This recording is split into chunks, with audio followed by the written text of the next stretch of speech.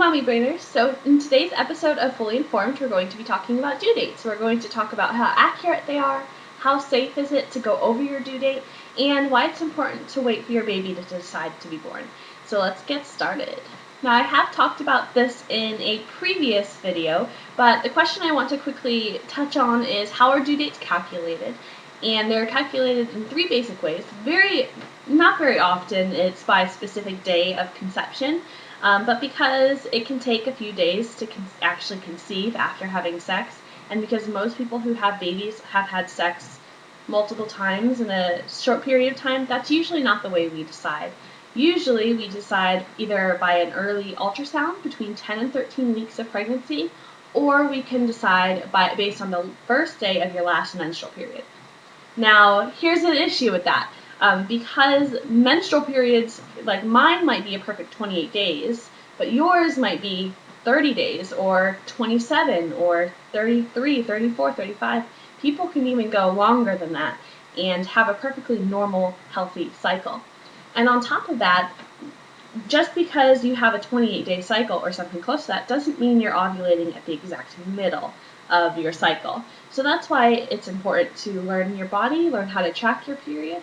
But beyond that, as far as due dates are concerned, this sort of variation between periods is a big part of why we can't really trust what your due date is based on the LMP, because they're basing that on the assumption that you ovulated about 2 weeks from the first day of your last period. So keep that in mind as we have our discussion today. Now, a due date is an educated guess based on the LMP as to when your baby might be born. But this can actually vary for up to 3 weeks and be totally healthy. So in a healthy pregnancy, a due date might vary woman to woman up to 37 days, and that's crazy.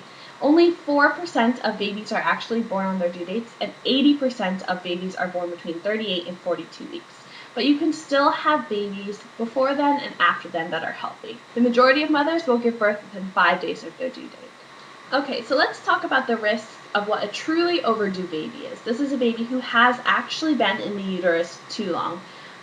This baby might have difficulty breathing, may have slowed in growth or even stopped in growth just because, there's only so far the uterus can go.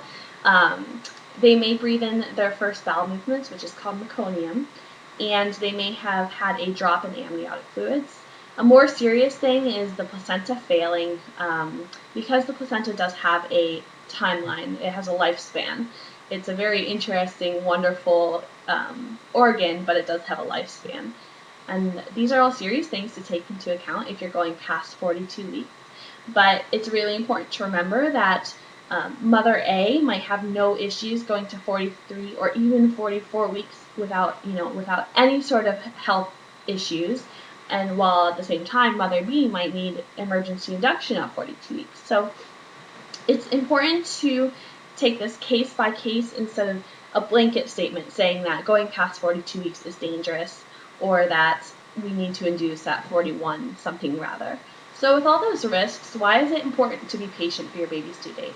Well, it's important because a baby's brain development is drastic between the weeks of 36 and 39. So a lot of the time when you hit 36 weeks, it gets very exciting because you're currently in your baby's birth story. You have no idea when it could be. It could be tomorrow, it could be next week, it could be next month. But it can be quite hard to wait. And it's important to keep in mind that your baby's brain is most ready at 39 weeks and beyond. During the last few weeks of pregnancy, your baby's body and organs are developing and refining their skills. They're just becoming more capable of life outside of the womb, and that's a really important and wonderful gift you can give your baby. And as we talked about earlier, there is a lot of variation, especially if you're basing your due date on a last menstrual period kind of system, and due dates can vary drastically. And once again, not only that, but my natural length of pregnancy might be just longer than your pregnancies in general. Barring medical emergency, it's important to let babies decide their birth dates. So how do babies decide their birth dates? A lot of that is actually hormonal and your body and their body communicating to each other. But babies' lungs are actually believed to produce a protein which tells your body that they're ready to breathe, they're ready to come out and meet you. And a baby really does know when they're ready in 80% of cases, which is a huge amount of cases. It's also important to mention, and I will talk about this in a future video, that some forms of induction, in particular medical induction, is risky and may not even work. So it's best to wait until at least 39 weeks pregnant to attempt any form of induction unless a medical emergency necessitates it. And as always, talk to your caregiver about any form of induction that you are going to try. And I'm going to talk about induction in a whole separate video. So lastly, what can you do while you're waiting? Well, the best thing you can do is rest, take baths, leisurely walks, get an exercise ball and bounce on it, have lots of sex, stay healthy and hydrated. In the end of pregnancy, it's really, really hard to be patient, and I get it. I remember in my last week of pregnancy, I was like, oh my gosh, my due date is a big joke, and I could be pregnant for another 2 weeks, what? And it was really difficult to just be like, you know what?